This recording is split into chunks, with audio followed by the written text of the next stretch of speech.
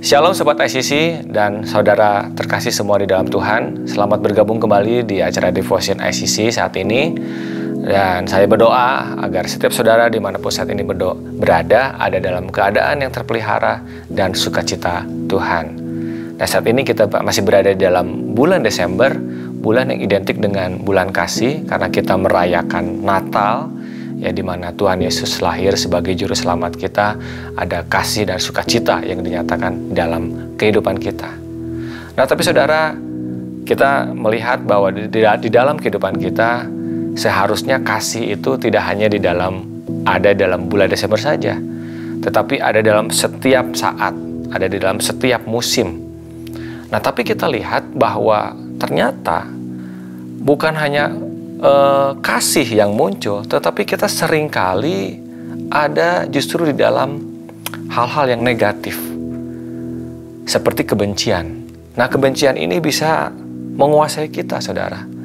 Kita lihat contohnya mungkin ada orang-orang yang membenci bahkan adiknya, kakaknya. Jadi di dalam keluarga bahkan bisa saling membenci, saudara. Atau mungkin di dalam pekerjaan kita bisa membenci atasan kita atau rekan sekerja kita. Jadi yang namanya kebencian ini ternyata bisa menguasai kita tidak pandang bulu. Siapapun bisa mengalami kebencian. Bahkan saya, bahkan saudara juga. Nah, saat ini kita mau supaya bagaimana kita bisa keluar dari kuasa kebencian. Ya, karena kita tahu bahwa kebencian memang menguasai sejak awal manusia diciptakan, sejak Adam dan Hawa dan memperanakan Kain dan Habel. Kain membenci Habel sehingga bahkan membunuhnya. Nah, tujuan dari renungan kita saat ini, saya mau mengajak saudara bagaimana supaya kita hidup justru dapat memunculkan kasih setiap saat, bukannya kebencian. Ya, kebencian yang sederhana bahkan mungkin bisa terjadi di jalan, mungkin saudara, ya, ketika kita mungkin sedang menyetir sebuah kendaraan, tiba-tiba ada orang lain yang menyalip kita dengan memotong jalan, sehingga kita bisa marah dan muncul kebencian bahkan kepada orang yang tidak kita kenal sekalipun. Nah, jadi dalam hal yang sederhana sampai dengan hal yang luar biasa, kebencian ini bisa mempengaruhi dan menguasai kehidupan kita. Nah, kebencian ini muncul seringkali dalam pikiran atau jiwa kita. Jadi kita perlu merubah mindset kita, dan terutama ketika kita sudah lahir baru. Dan dikatakan di dalam Roma 12 ayat 2, janganlah kamu menjadi serupa dengan dunia ini, tetapi berubahlah oleh pembaharuan budimu. Ya, Tuhan mau supaya kita berubah. Pikiran dan jiwa kita tidak dikuasai oleh hal-hal yang berasal dari si jahat. Jadi jangan mau diperdaya oleh si jahat. Nah, kita tahu bahwa kita lahir baru di dalam Kristus sehingga kita punya roh yang baru. Dikatakan di dalam Yohanes 3 ayat 6, apa yang dilahirkan dari daging adalah daging, dan apa yang dilahirkan dari roh adalah roh. Jadi kita perlu lebih mengedepankan apa yang ada di dalam roh kita. Dan kita percaya ketika kita lahir baru, kita punya roh yang baru, dan mindset kita selalu senantiasa diperbaharui, ya, sehingga kita tidak dikuasai oleh hal-hal yang dari si jahat dan juga kebencian. Nah, kita belajar bagaimana Daud, ya, sekali lagi kita belajar banyak dari satu tokoh yang luar biasa, yaitu Daud. Dan kita lihat dalam satu segmen cerita di dalam 1 Samuel 30, ya, di mana saat itu Daud berada di dalam masa pengejaran Saul, ya, dan saat itu dia terjepit, ya, dan ceritanya di sini adalah dia kembali ke Ziklag, ya. Nanti saudara dapat membacanya di 1 Samuel 30. Dia kembali ke Ziklag, tempat keluarganya berada, ya. Dia terpaksa harus pulang, ya, disuruh oleh Raja Akis bangsa Filistin saat itu. Ketika dia pulang, ya, ke Ziklag, dia melihat bahwa kotanya itu sudah dibakar dan sudah dikuasai oleh bangsa Amalek. Bahkan keluarganya, bukan hanya keluarga Daud, tetapi keluarga orang-orang yang mengikuti dia dirampas, diambil.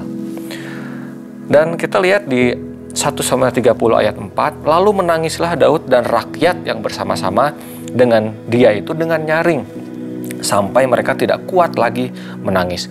Luar biasa tekanan yang dialami Daud saat itu, ya, ketika dia kembali, ternyata semuanya sudah porak-poranda. Nah, kita lihat apa yang benar-benar dirasakan oleh Daud saat itu di ayat yang ke-6. Dan Daud sangat terjepit karena rakyat mengatakan hendak melempari dia dengan batu. Seluruh rakyat itu telah pedih hati, masing-masing karena anaknya laki-laki dan perempuan, ya, karena diambil oleh bangsa Amalek. Dan perhatikan ini, tetapi Daud menguatkan kepercayaannya kepada Tuhan Allahnya. Di ayat ini kita lihat sungguh luar biasa. Ini sangat signifikan, saudara, apa yang dilakukan oleh Daud ketika dia terjepit. Tadi dikatakan Daud sangat terjepit karena keadaannya, dia juga mau dilempari oleh rakyatnya, bahkan karena rakyatnya mungkin merasa kecewa juga, dan pemimpinnya adalah Daud. Tapi Daud, ya, punya potensi sebetulnya membenci, ya. Dia bisa marah, dia bisa balik. Kenapa? Kan saya juga mengalami hal yang sama seperti kalian, ya, berkata kepada rakyatnya atau pengikut-pengikutnya. Dan juga dia bisa sangat membenci apa yang telah dilakukan oleh Amalek. Tetapi kita lihat bahwa Daud menguatkan kepercayaannya kepada Tuhan. Respon pertama yang dilakukan adalah dia kembali kepada Tuhan. Lalu Daud berdoa dan bertanya kepada Tuhan, apa yang harus dia lakukan? Kemudian akhirnya Daud bersama orang-orangnya, lalu dia mengejar dengan 600 orang pengikutnya, tetapi akhirnya dia tersisa 200 orang yang akhirnya bersedia atau mampu untuk mengejar orang Amalek tersebut. Singkat cerita, akhirnya Daud berhasil mengalahkan orang Amalek tersebut dan mengambil kembali semua miliknya, ya, anak istrinya, bahkan harta kepunyaan mereka, semuanya dibawa pulang. Ketika mereka kembali, ya, dikatakan di 1 Samuel 30 ayat 21, ketika sampai kepada ke-200 orang yang telah terlalu lelah untuk mengikuti Daud, yang telah dibiarkannya tinggal di dekat sungai Besor, maka keluarlah orang-orang ini menyongsong Daud dan menyongsong rakyat yang bersama-sama dengan dia. Daud mendekati orang-orang itu dan memberi salam kepada mereka. Lalu dikatakan di ayat yang ke-23 dan 24, ya. Jadi ada orang-orang yang, kenapa kita harus membagi kepada orang yang 200 orang ini? Karena mereka tidak ikut berperang bersama kita. Tetapi luar biasa apa yang dikatakan oleh Daud. Dikatakan, tetapi Daud berkata, janganlah kamu saudara-saudaraku berbuat demikian. Dengan apa yang diberikan Tuhan kepada kita, yaitu kemenangan dan segala kepunyaan yang kembali, sebab Ia telah melindungi kita dan menyerahkan ke dalam tangan kita gerombolan yang menyerang kita. Siapa yang mau mendengarkan kamu dalam perkara ini? Sebab bagian orang yang tinggal di dekat barang-barang adalah sama seperti bagian orang-orang yang pergi berperang. Itu akan dibagi sama-sama. Jadi luar biasa. Dari awal, respon Daud ketika dia menguatkan kepercayaannya kepada Tuhan, dia tidak buru-buru berespon yang salah dengan kemarahan atau kebencian, ya, karena rakyat-rakyatnya yang komplain atau bahkan orang Amalek yang menyerang, tetapi dia back to God dulu, ya. Dan akhirnya dia berangkat dengan ketaatan kepada Tuhan. Nah, yang mau saya tekankan di sini adalah Daud sudah mengerti bahwa Tuhan itu punya kasih yang luar biasa, ya. Ketika di dalam masa-masa keterjepitan Daud, kita bisa lihat di Mazmur 103 ayat 8. Inilah yang dikatakan oleh Daud.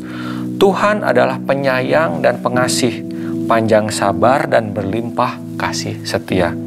Dan ayat ini muncul tidak hanya sekali, saudara, tetapi berkali-kali di dalam Mazmur, Daud mengatakan ini. Jadi dalam setiap keterjepitan Daud, dia mau merenungkan bahwa Tuhan itu penyayang, pengasih, panjang sabar. Dan inilah yang dibawa ke dalam dirinya, bahwa akhirnya dia pun memiliki kasih melebihi dari setiap kebencian yang seharusnya bahkan dia miliki, tetapi dia tidak dikuasai oleh kebencian. Nah, jadi saudara, saat ini saya mengajak saudara, mungkin kita mengalami banyak sekali kebencian di dalam kehidupan kita, dalam kehidupan hubungan kita, di dalam pertemanan kita, keluarga kita. Tetapi marilah kita jangan sampai dikuasai oleh kebencian, tetapi beresponlah sama seperti Daud ketika dia dalam keadaan yang terjepit, dia menguatkan kepercayaannya. Karena Tuhan yang telah ada di dalam diri kita, ya, Tuhan memberikan satu pribadi yang baru buat kita, kita pun menjadi orang yang penuh dengan kasih. Ya, karena Tuhan adalah kasih, maka kehidupan kita sepenuhnya perlu ada di dalam kuasa Tuhan. Jadi kita perlu belajar terus bagaimana kita supaya belajar di dalam kekuatan Tuhan dan tuntunan Roh Kudus. Ayat terakhir, Roma 15 ayat 13. Semoga Allah sumber pengharapan memenuhi kamu dengan segala sukacita dan damai sejahtera dalam iman kamu, supaya oleh kekuatan Roh Kudus kamu berlimpah-limpah dalam pengharapan. Jadi kita perlu tuntunan Roh Kudus ada di dalam kita, sehingga kita penuh dengan kasih, karena Allah adalah kasih itu. Mari kita berdoa. Bapa, kami bersyukur bahwa Engkau telah mengaruniakan kehidupan yang baru di dalam kami, sehingga kami juga sama seperti Engkau yang adalah kasih. Kehidupan kami memunculkan kasih itu Tuhan, baik bagi orang-orang di sekitar kami Tuhan, orang-orang yang bahkan mungkin tidak kami kenal Tuhan. Biarlah kehidupan kami memancarkan terang Kristus yang penuh dengan kasih itu, sehingga orang lain melihat kebaikan Tuhan di dalam kehidupan kami ya Bapa, dan nama-Mu yang semakin dipermuliakan. Dalam nama Yesus kami berdoa dan mengucap syukur. Haleluya. Amin. Baik saudara, sampai berjumpa di devotion berikutnya. Tuhan Yesus memberkati.